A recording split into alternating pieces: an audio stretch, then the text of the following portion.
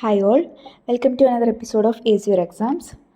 Formation of a company എന്ന ഏരിയയുടെ continuous പാർട്ടാണ് ഈ വീഡിയോയിൽ നമ്മൾ ഡിസ്കസ് ചെയ്യുന്നത്. ഇതിൽ ഡിസ്കസ് ചെയ്യുന്ന ടോപ്പിക്സ് ആർട്ടിക്കിൾസ് ഓഫ് അസോസിയേഷൻ, അതിൽ തന്നെ alteration of articles of association, then prospectus. ഈ രണ്ട് ഏരിയ ആണ് ഡിസ്കസ് ചെയ്യുന്നത്. സോ ഫസ്റ്റ് നമുക്ക് നോക്കാം എന്താണ് ആർട്ടിക്കിൾസ് ഓഫ് അസോസിയേഷൻ.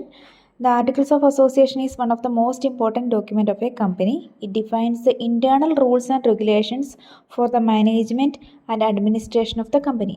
അപ്പോൾ Articles of Association എന്ന് പറയുന്നത് second most important document of A company എന്ന് പറയാം. ഏറ്റവും ഇമ്പോർട്ടൻ്റ് ആയിട്ടുള്ളത് memorandum of association, then second most important ആയിട്ടുള്ളൊരു ഡോക്യുമെൻ്റാണ് articles of association.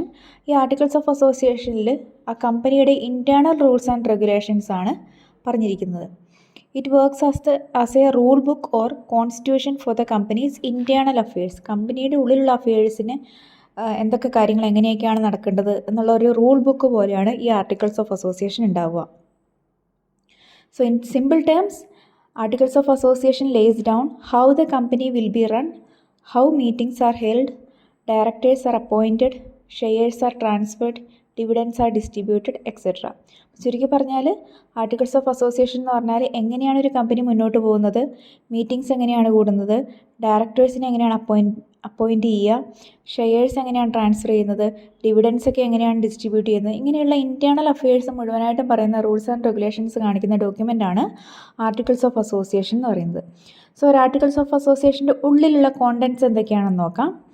First one ആണ് share capital. Details about type of shares, right of shareholders, issue procedures, etcetera ഇതൊക്കെ ഉണ്ടായിരിക്കും. Then transfer and transmission of shares selling and പർച്ചേസിങ്ങിൻ്റെ rules and regulations. Next one about meetings, എങ്ങനെയൊക്കെയാണ് meeting കൂടുക, procedures for calling and conducting board and general meetings, ഈ കാര്യങ്ങളൊക്കെ ഉണ്ടാവും. Then voting rights of മെമ്പേഴ്സിൻ്റെ voting rights, ഓരോ മെമ്പേഴ്സിനും എത്ര വോട്ട് വെച്ചിട്ടുണ്ടാവും. Then appointment and powers of directors എത്ര ഡയറക്ടേഴ്സ് ഉണ്ട്, അവരെ എങ്ങനെയാണ് അപ്പോയിൻറ്റ് ചെയ്യുക, ഡയറക്ടേഴ്സിൻ്റെ പവേഴ്സ് എന്തൊക്കെയാണ്.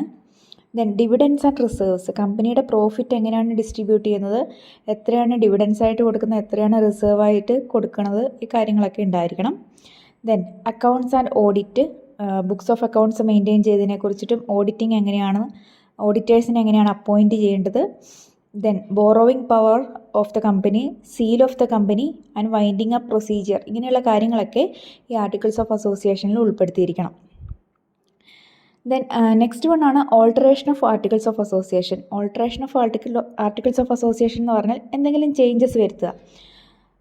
It means modifying, adding, deleting or substituting any of the existing rules or regulations contained in the articles in order to suit the changing requirements of the company. കമ്പനിയുടെ മാറ്റങ്ങൾക്ക് വേണ്ടി articles of അസോസിയേഷനിൽ പറഞ്ഞിരിക്കുന്ന കാര്യങ്ങൾ എന്തെങ്കിലും modify ചെയ്യുകയോ add ചെയ്യുകയോ delete ചെയ്യുകയോ substitute ചെയ്യുകയോ എന്തെങ്കിലുമൊക്കെ ചെയ്യുന്നുണ്ടെങ്കിൽ എക്സിസ്റ്റിംഗ് റൂൾസിന് ഇങ്ങനെയുള്ള മാറ്റങ്ങൾ വരുത്തുന്നതിനെയാണ് alteration of articles of association എന്ന് പറയുന്നത്. സോ ഒരു ആർട്ടിക്കിൾസ് ഓഫ് അസോസിയേഷനിൽ ഏതെങ്കിലും ഒരു റൂൾ ഓൾട്ടർ ചെയ്യണമെങ്കിൽ ഇതിന് കുറച്ച് പ്രൊസീജിയേഴ്സ് ഉണ്ട്. സോ ആ പ്രൊസീജിയേഴ്സ് ഒരു 6 സ്റ്റെപ്പ് പ്രൊസീജിയേഴ്സ് ആണുള്ളത്. അതിൽ ഫസ്റ്റ് വൺ ആണ് ബോർഡ് മീറ്റിംഗ്. ആദ്യം തന്നെ ഒരു ബോർഡ് മീറ്റിംഗ് കൂടുക, ബോർഡ് ഓഫ് ഡയറക്ടേഴ്സിൻ്റെ മീറ്റിംഗ് കൂടുക. അതിൽ എന്തൊക്കെയാണ് ഓൾട്ടറേഷൻ വരുത്തേണ്ടതെന്നുള്ളൊരു ഡ്രാഫ്റ്റ് അപ്രൂവ് ചെയ്യണം. ദെൻ ആ മീറ്റിങ്ങിൽ തന്നെ ഒരു ജനറൽ മീറ്റിംഗ് കൂടാൻ വേണ്ടിയിട്ടുള്ള ഡേറ്റ് ഫിക്സ് ചെയ്യുക. Date and place for general meeting of the shareholders. അതാണ് ഫസ്റ്റ് പ്രൊസീജിയർ എന്ന് പറയുന്നത്, ബോർഡ് മീറ്റിംഗ് കണ്ടക്ട് ചെയ്യുക. Second one notice of general meeting.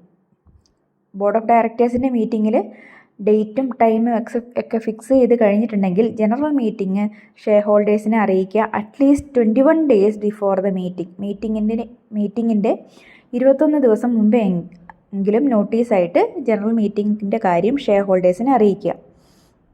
Then third one ആണ് പാസിംഗ് ഓഫ് സ്പെഷ്യൽ റെസൊല്യൂഷൻ. അപ്പം ഈ ജനറൽ മീറ്റിങ്ങിൽ ഒരു സ്പെഷ്യൽ റെസൊല്യൂഷൻ പാസ് ചെയ്യുക ടു അപ്രൂവ് ദ ഓൾട്ടറേഷൻ. ആ ഓൾട്ടറേഷൻ അപ്രൂവ് ചെയ്യാൻ വേണ്ടി അപ്പം 75% അറ്റ്ലീസ്റ്റ് 75% ആൾക്കാരുടെയെങ്കിലും വോട്ട്, പോസിറ്റീവ് വോട്ട്സ് ഉണ്ടെങ്കിൽ മാത്രമാണ് സ്പെഷ്യൽ റെസൊല്യൂഷൻ പാസ് ചെയ്യുള്ളൂ.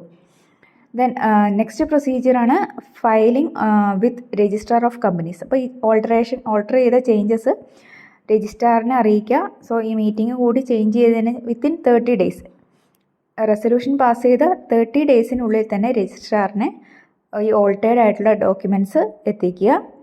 ദെൻ സം കേസസ് സെൻട്രൽ ഗവൺമെൻറ്റിൻ്റെ അപ്രൂവൽ വേണ്ടിവരും. That is if the alteration involves conversion of public company into a private company. ഒരു പബ്ലിക് കമ്പനീനെ പ്രൈവറ്റ് കമ്പനിയായിട്ട് കൺവേർട്ട് ചെയ്യുന്ന ആ ഒരു ചേഞ്ചാണ് വരുന്നതെങ്കിൽ അതിന് സെൻട്രൽ ഗവൺമെൻറ്റിൻ്റെ അപ്രൂവൽ മാൻഡേറ്ററി ആണ്.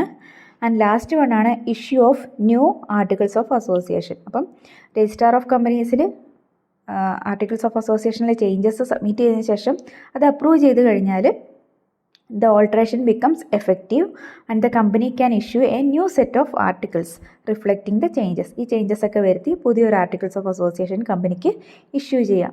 ഇങ്ങനെയാണ് ഓൾട്ടറേഷൻ ഓഫ് ആർട്ടിക്കിൾസ് ഓഫ് അസോസിയേഷനിൽ വരുന്ന procedures.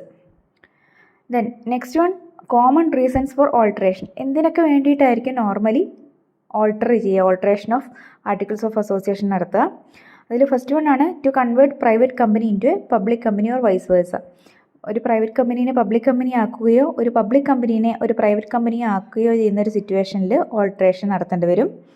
Then to increase or reduce share capital, കമ്പനിയുടെ ഷെയർ ക്യാപിറ്റൽ കൂട്ടുകയോ കുറയ്ക്കുകയോ വരുന്ന സാഹചര്യത്തിൽ. Then to change the rights of ഷെയർ ഹോൾഡേഴ്സിൻ്റെ റൈറ്റ്സിൽ വരുന്ന വ്യത്യാസങ്ങൾ മാറ്റാൻ വേണ്ടിയിട്ട്. Then to adopt new business practices or comply with new laws, അതായത് ബിസിനസ്സിൽ പുതിയ പ്രാക്ടീസസ് ഒക്കെ കൊണ്ടുവരാൻ വേണ്ടിയിട്ട്. Then electronic voting, digital meeting, new technologies introduce ചെയ്യുക, ഇങ്ങനെയുള്ള കാര്യങ്ങളൊക്കെ കമ്പനീസിൽ ചേഞ്ച് വരുന്ന സാഹചര്യങ്ങളിൽ. And to modify rules relating to dividends, directors and borrowing powers, ഇതൊക്കെ റിലേറ്റഡ് ചെയ്തിട്ടുള്ള റൂൾസൊക്കെ ചേഞ്ചസ് വരുത്തുന്നത്. ഈ സാഹചര്യങ്ങളിലൊക്കെയാണ് alteration of articles of association സംഭവിക്കുക. ദെൻ ഓൾട്ടറേഷൻ നടക്കുന്ന സമയത്ത് തന്നെ ചില റെസ്ട്രിക്ഷൻസ് ഉണ്ട്, അല്ലെങ്കിൽ ചില കാര്യങ്ങൾ ശ്രദ്ധിക്കാനുമുണ്ട്. So what are the restrictions on alteration? First one, cannot be inconsistent with the companies act 2013. Companies ആക്ടിന് എതിരായിട്ട് ഒരു ഓൾട്ടറേഷനും ചെയ്യാൻ വേണ്ടിയിട്ട് പറ്റില്ല. ദെൻ അതുപോലെ തന്നെ cannot override the memorandum of association. Memorandum of അസോസിയേഷൻ്റെ ഉള്ളിൽ നിൽക്കുന്ന രീതിയിലായിരിക്കണം ചേഞ്ചസ് വരുന്നത്.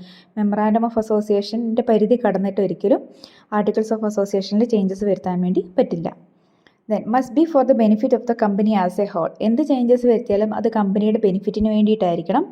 And it cannot constitute a fraud on minority shareholders. Minority ഷെയർ ഹോൾഡേഴ്സിനെ പറ്റിക്കുന്ന രീതിയിൽ അവർ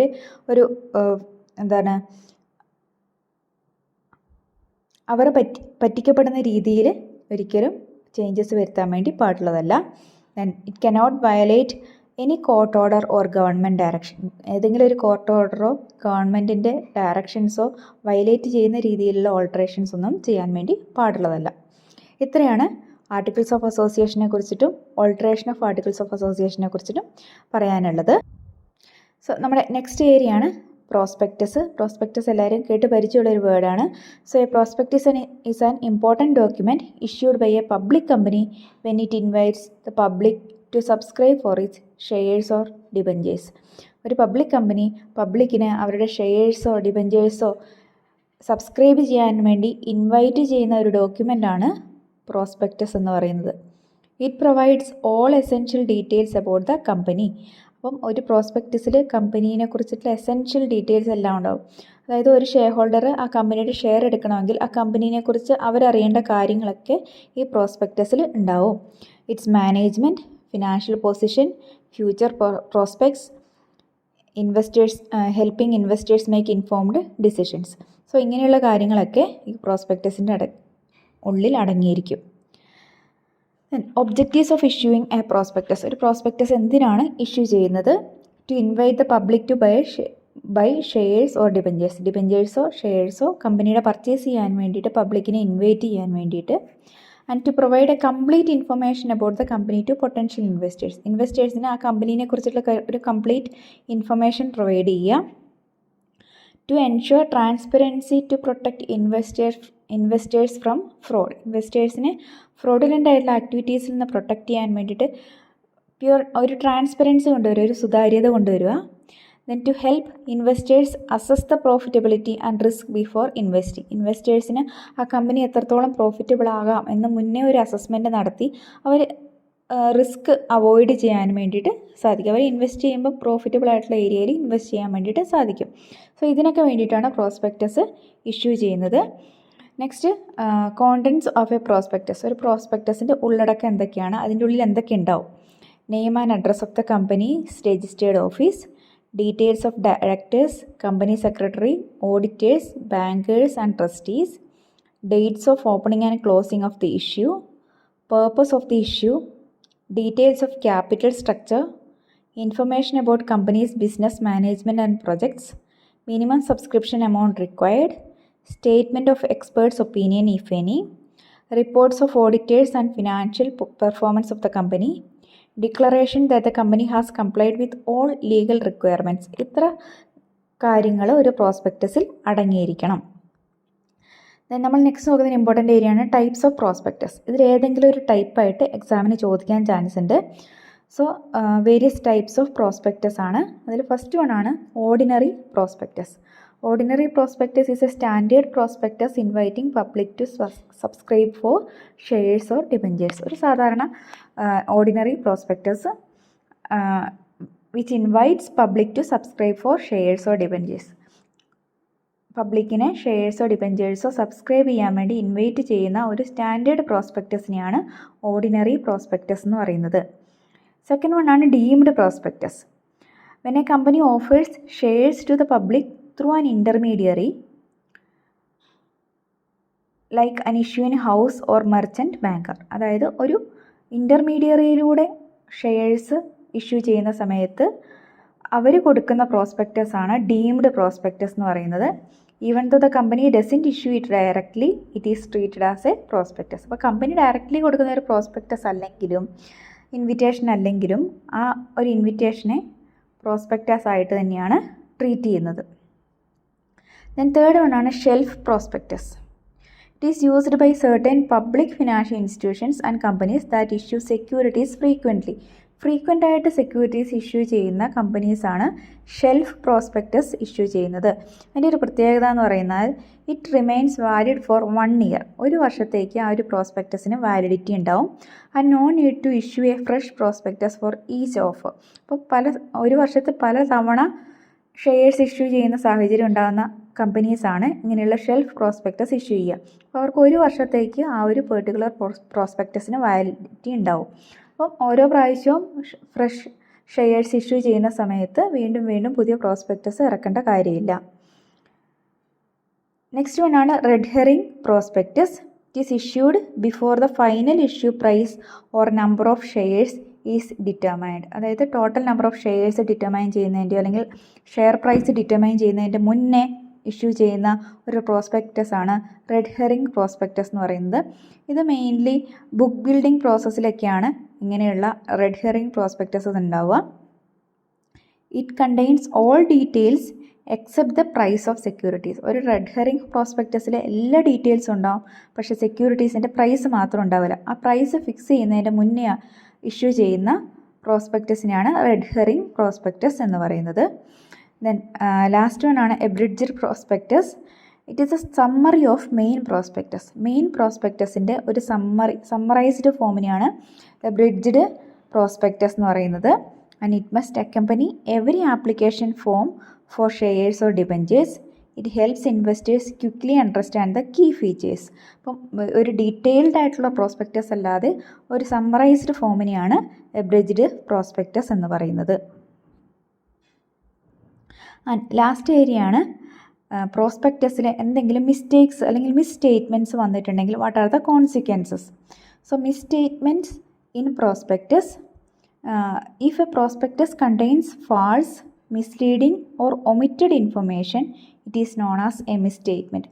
അപ്പോൾ ഒരു പ്രോസ്പെക്ടസിൽ തെറ്റായ കാര്യങ്ങളോ മിസ്ലീഡിംഗ് ആയിട്ടുള്ള കാര്യങ്ങളോ എന്തെങ്കിലും കാര്യങ്ങൾ പറയാൻ വിട്ടുപോവുകയോ ചെയ്തിട്ടുണ്ടെങ്കിൽ അതിനെയാണ് മിസ് സ്റ്റേറ്റ്മെൻറ്റ് എന്ന് പറയുന്നത്.